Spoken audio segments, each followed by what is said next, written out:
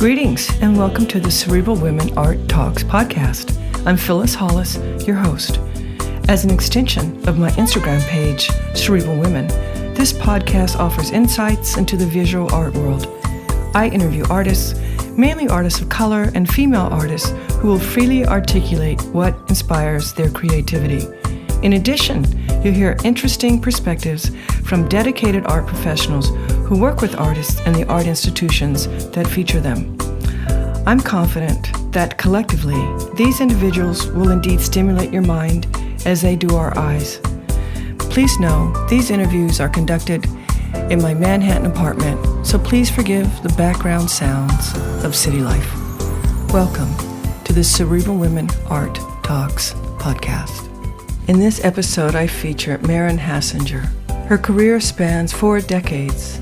She uses sculpture, film, dance, and performance, and public art. In the mid-1980s, she relocated to New York after being invited to participate in the Artist-in-Residence program at the Studio Museum in Harlem.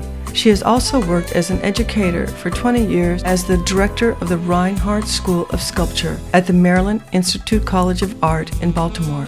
Maren articulates the relationship between nature and humanity. Carefully choosing materials for their innate characteristics, she has explored the subject of movement, family, love, nature, environment, consumerism, identity, and race. Wire rope has played a prominent role in Maren's artistic practice since the early 1970s when, as a sculptor placed in the fiber arts program at UCLA, Maren used material to bridge the gap between the two disciplines. She has been commissioned to make work for Sculpture, Milwaukee, Dia Bridgehampton, Socrates Sculpture Park, the Hirshhorn Museum and Sculpture Garden, the Rockefeller Foundation and the Aspen Art Museum. Maren is the recipient of a Lifetime Achievement Award from the Women's Caucus for the Arts.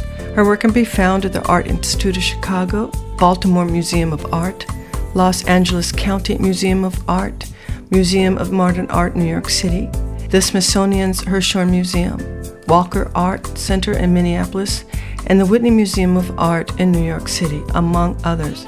Maren was also one of the artists featured in MoMA's incredible exhibition just above Midtown, Changing Spaces. The exhibition was from October 2022 through early February 2023. Enjoy this episode featuring Maren Hassinger and visit cerebralwomen.com for additional information. Maren, welcome to my podcast. I am excited to feature you. Thank you for joining me. Let's start with, when did you discover your artistic passion? I wasn't passionate about art. I was passionate about dance. And I had taken a lot of dance classes from the time I was 5 years old, mostly modern, some ballet. I wasn't really happily accepted in ballet classes because I wasn't very technical. But then I applied to Bennington College. I got in. I thought I was going to be a member of the dance department. I went and started taking, the classes that they have every day. And I had a counselor, because all the students there have counselors, and I had a counselor who was the accompanist for the dance classes, and one of the husbands, I think, of the ballet teacher. And he said to me, "You're probably better in art." But I'd only been there like a week or something, I think. I mean, I really was there a very short amount of time. And he said, "I think you're better in art." So with that, I realized I was not going to be able to get a degree where my major was dance. And I wanted to stay there. I really liked many of the things about that place. It was in this beautiful countryside of southern Vermont. There were no grades. There were very few students. They were all women. I think there was like maybe 300 students or something. We all had these wonderful teachers who were professionals in their own right. And we had very small classes and we had no grades. We only had reports written up. I mean, it was a place that I didn't want to leave. Although my dad probably would have liked it because he paid like so much money. He freaked out every time I talked to him. That's all he could say. But no, I went there and I couldn't be part of, what I wanted to be part of, but I was welcomed with open arms, by, strangely, the art department. I still don't exactly understand why they did that, but I guess they saw something that I didn't even know about. So fast forward, how would you define your practice? I hope that my practice at this moment, if people go to see it, will provide them with a moment of solace in the crazy, cantankerous world that we live in. Who would you say has had the most impact on your practice, encouraging you to become the artist you are? Well, at Bennington, there were a couple of teachers who were really, really good. And then when I graduated from there and came to UCLA, there were others who were very, very good. So I would say that there were three mentors who were really, really important to me. One was Isaac Whitkin, who was my primary sculpture teacher at Bennington. And the other was Pat Adams, who was my drawing teacher at Bennington. And then when I graduated and I went back to Los Angeles, I went to UCLA for graduate school and I tried to get in the sculpture department and they wouldn't accept me. And I thought, well, this is the height of insanity. I wasn't trying to be like, oh, I'm the greatest sculptor in the world, because I don't think that. But I had taken all this sculpture from this really wonderful, knowledgeable person in this incredible undergraduate institution. But the guys in the sculpture department, and I do think that some of the existing students who I think maybe were all, or at least primarily men, they didn't accept me. And I don't know whether that was because of my gender, race, or they just hated my work. I mean, I have no idea, but they did not accept me. So there was a man named Bernard Kester who was the head of the fiber structure department, and he was opening a new master's program. And he, I guess, got a hold of the slides from the people in sculpture. And he saw my work and he really was very interested in me joining his group. And so I said, great, because I had thought, I wasn't thinking of, well, I'm getting this degree, I'm going to be a hot artist, blah, blah. I was thinking, oh, I can have this degree and then I can go and get a teaching job. And then I'll be able to, teach to support myself so I can make this art that I want to make. So I knew I had to get an MFA. There was no way it was going to anybody would even look at an application for a teaching job. So Bernard Kester came up to me and asked me if I would join his program, which is a very small program called Fiber Structure.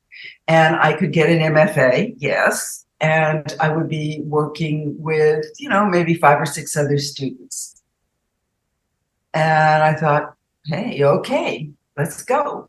I'll get that MFA, And then that was the greatest thing that ever happened to me, being not accepted by those guys in a traditional master sculpture class. That was the best thing that ever happened in my life.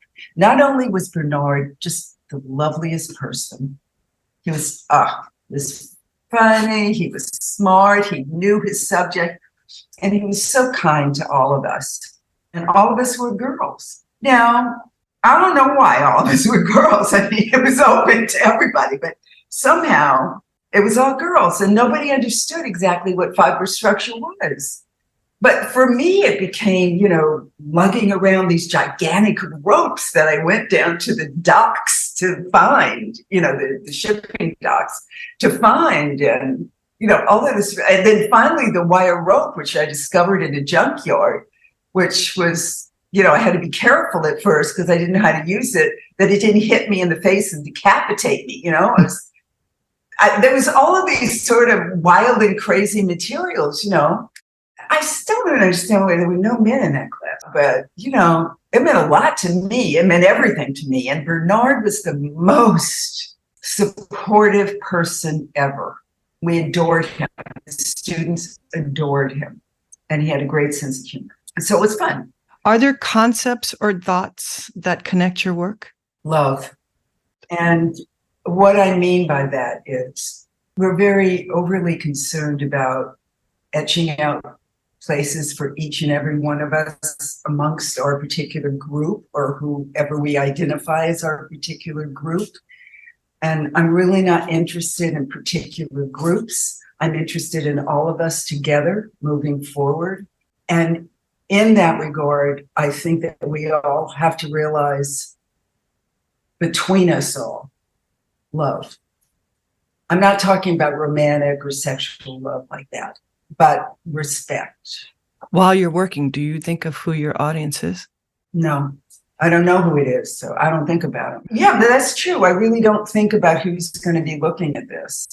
I think about what it is I'm trying to say with it, or whether it's appropriate for the location it's going in. You know, I don't want falling apart because I'm very fragile and fabric that's blowing in the air currents, but I don't want to do that if the thing is going to be outside in the desert. So, you know, the site of the thing really helps me decide what the materials are. And then once I've kind of decided on those materials and I know about the site, then I formulate the concept based on that. And the concept isn't always the same, but in general, the concept is what I believe in life, which is that we are all here together in basically one place. The earth is a very small place now, and we're all related. I mean, people will go around saying, well, you believe different from me, and you look different from me, and you know, have this different kind of ritual in your life. But basically, I do feel we are all related. And I would like to live my life that way. It's easier. Let's talk about the materials that you use. Can we talk about the material you enjoy working with the most and the one that you enjoy working with the least? Well, the materials that I enjoy the most are wire rope, and I have a lot of history of dealing with that. I started out being a sculptor in undergraduate. I went to graduate school wanting to be a sculptor, somehow ended up in fiber structure. And then I discovered while I was looking through a junkyard, a piece of wire rope that was falling apart, thrown in a corner in a trash heap. And I thought, wow, this is really interesting. You know, this is steel, but it's fiber. And so I brought it back to class and everybody was interested in it. And my professor was very taken with it because he was always interested in how fiber was going to evolve off the loom. And he could see that it was fiber. It was all these, it wasn't fabric or yarn, but it was all this wire wrapped around a core, which is very much is the way, if you want to do a rope, you know, a piece of fiber rope, or if you want to do even something you're knitting or crocheting, you see that it's, you know, it unwinds and then there's a center to it. So anyhow, wire rope is rope. It was developed for bridges. It's rope-like, so it's flexible. And it's made like rope is made, like the parts that circle a cord. And they went to make the Golden Gate Bridge. They needed this very flexible but strong thing. And I believe wire rope was invented for that. What material do you least enjoy working with? I'll try anything. So I can't say I have a least material. Somebody said, well, you have to make this out of mud. I go, oh, interesting. There are materials that I won't handle because they're too advanced and, you know, I don't want to get like anesthetized by them or something or killed. So in that case, I stay away from these materials that are toxic, and I figure there must be something better than that I can use because that shouldn't be in the environment at all. I'm going to ask you a question that I usually ask painters, and that is, how do you know work is finished? When I first was in college, and I believe amongst my first pieces, when I first discovered wire rope, I got this piece. I think it was probably an inch, at least an inch in diameter, a long single length. I looked at it and I thought, well, what am I going to do with this? Because I was in this fiber class. Somehow, and I think I had the help of classmates or other people, or maybe it was my husband at the time. Anyhow, we took both ends, and it was a real long piece, real long piece, like maybe 5 or 6 feet long. And we took both ends and we pulled them together and then bound them off a little bit above the bottoms of where the two pieces were coming together so that they would hold together without flying apart again. It had a mind of its own. It's very strong. It holds up bridges, you know? So not this particular size of it is holding a bridge, but, you know, it has that quality of being totally unbendable and, you know, a mind of its own and all that stuff. So we have this smaller diameter, which might have been an inch and a half or something like that. We pulled it and we tied it off. And then I just looked at it and I thought, well, what am I supposed to do with this big thing that's a big loop and kind of tied off on the bottom? And I was in the weaving class. So I thought, oh, well, I'll just open the ends and weave them together. And that's what I did. So now I have this big piece called Interlock, and it's like a signature piece, really. And I've forgotten, it's in a collection now. I think it was from like 1973, and it's in a show at the Art Institute of Chicago coming up soon. Do you listen to music while you're working? No, I don't listen to music. I watch TV. Do you have the TV on while you're working? No, I only watch it when I want to relax. Do you feel Black art can be defined? No, because I don't like the term Black art. I don't like the term white art. I don't like the term any kind of art other than art. I'm an artist. The other people who claim to be artists are artists. As far as I'm concerned, it's without gender or race or ethnicity or sexual orientation or whatever things that people use to divide each other. It doesn't have nothing to do with that. And really make that the centerpiece of your discussion with me. I cannot stand that stuff. There is not this kind of art and that kind of art and this kind of art and that kind of, it's art, which means that it's the artist, feeling about what it is for you, the artist, being alive. It doesn't have to do with everybody else who's alive necessarily. It can, but it doesn't. It has to do with your individual expression. And you know how rare that is in the nature of things these days? That's important. Art is the most important thing one can do, because it's those few people who are taking the time to just talk about anything, any way they want to talk about, in the most personal way or the most general way. And our social system doesn't allow for that. It allows for artists, but it doesn't necessarily say what those artists are going to do. And that's what I think artists are doing. I think they're talking about the situation, they're kind of commenting on what it's like to be alive now. That's what it is to be an artist. The commentator, not the evaluator, just, this is what it's like to sit here being me now. These are the issues that come up for me now. It can be very specific or it can be very general, but that's what artists do. And what do you feel is the purpose of art? Just that, commentary. It's a record of a commentary about the time you're living in. What are you excited about right now? Well, I'm getting ready to go to London with my assistant and my art dealer, Susan Inglet. My assistant is Cole Palatini. And we're going to London for an art fair. And that's the first time I've ever done anything like that. And we'll see what happens. Yeah, I mean, it's fun, like to take it out of the States and see what else is there. What do you enjoy most about your practice? I guess thinking about what's in the world and what I might do in relation to that. But that's thinking. I'm not real happy about putting everything together. I used to be happy about it. Mostly I used to do things kind of by myself.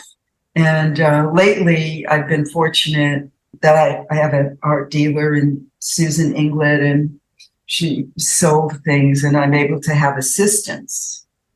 So I have two assistants, Cole Palatini and Josh Leff.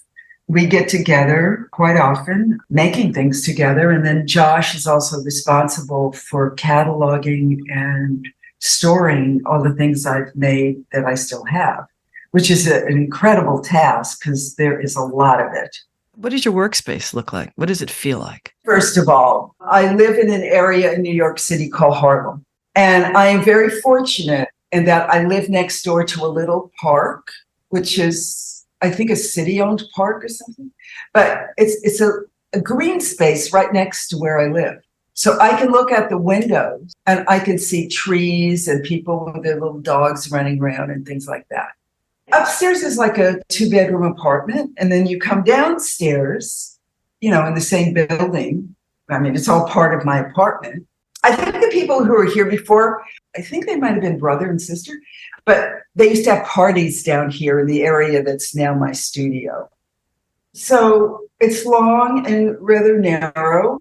And the ceilings aren't, I guess 7 or 8 feet. There are fans. We don't have any real air conditioning, but we have 2 windows that open and a doorway that opens to the outside that leads to a little pathway that goes in the back.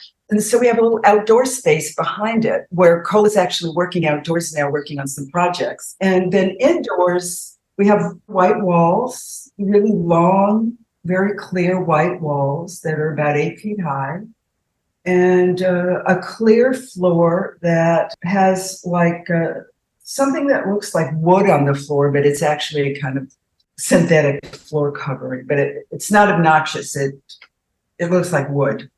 Yeah, so that's the space. And then within that space, towards the rear window where there's plenty of ventilation, is a tabletop that has the screen on and rest of the computer on it. It's like a desk, but it's a really very simple table. Fortunate that you have outdoor space. Oh, it's amazing for New York City. Oh my goodness. And most artists' outdoor spaces look so work oriented. I mean, like they'll have blacktop on the ground. Well, we have like gravel, gray gravel and trees. It's great. Very great. I'm very fortunate. I've really enjoyed our conversation. This is our last question. You sort of touched on it, but if you care to elaborate, what do you feel is your role as an artist? My role as an artist is to make good art. And by good art, I mean the best I can, given my mind and my education and my experience and my skills. And that art is meant for everyone because I live with them. Thank you for the work you do. Thank you for your time. I really appreciate it. Thank you so much. It was fun. Thank you for listening to Cerebral Women Art Talks podcast. For additional content, please visit cerebralwomen.com and be sure to follow Cerebral Women on Instagram.